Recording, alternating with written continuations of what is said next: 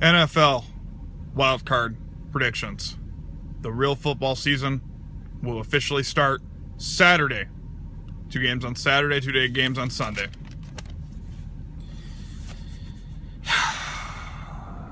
Kansas City getting 3.5 at Houston. Kansas City's on a 10-game winning streak. They started 1-5. Houston battled their way back in the season, earned themselves a postseason appearance. Houston's at home. Brian Hoyer's playing good ball. Houston's got a really good defense. Although I really don't see how, because the only person I see on there that's worth the shit is J.J. Watt.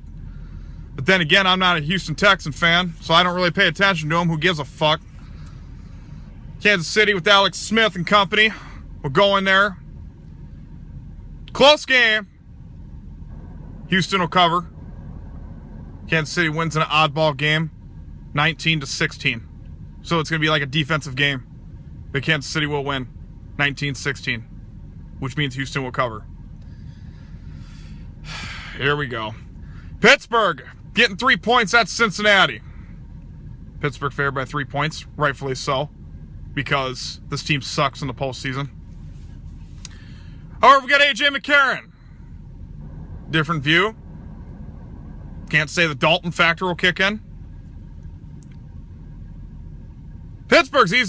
Cincinnati's easily capable of beating Pittsburgh. The problem is A.J. McCarron really don't have a lot of experience.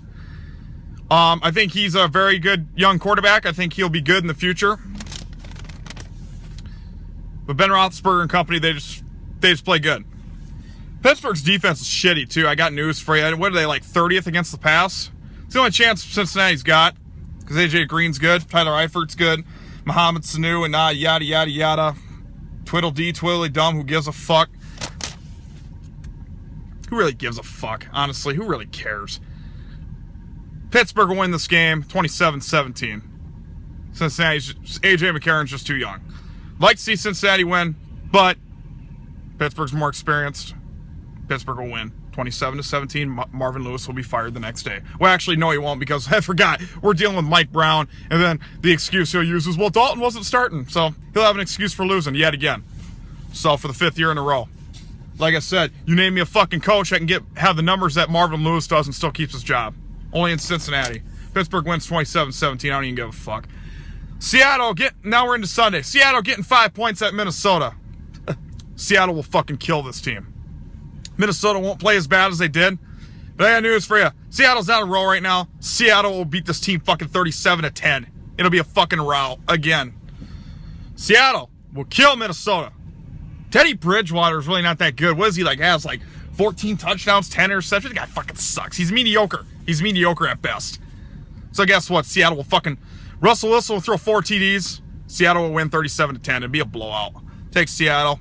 And finally, Green Bay getting 1 fucking point at Washington Redskins. How the fuck is Green Bay favored by 1 point in this game? The way Kirk Cousins is playing, Green Bay is barely made it into the playoffs after starting 6-0. They're on a 2-game losing streak coming in.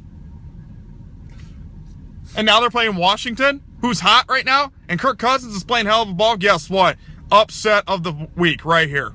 Really shouldn't be an upset, but according to experts, it would be.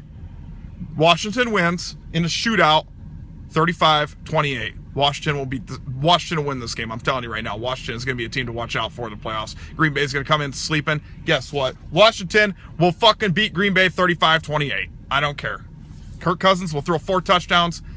And the Green Bay's defense sucks. I'm sorry. Aaron Rodgers ain't getting no protection. Washington will win. So what do we got? We got Kansas City, Pittsburgh, Seattle, Washington. The only fucking home team I took this week was Washington. Wow.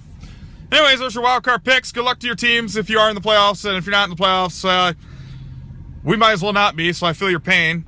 So good luck to all your teams, and I'll be back next week with a recap.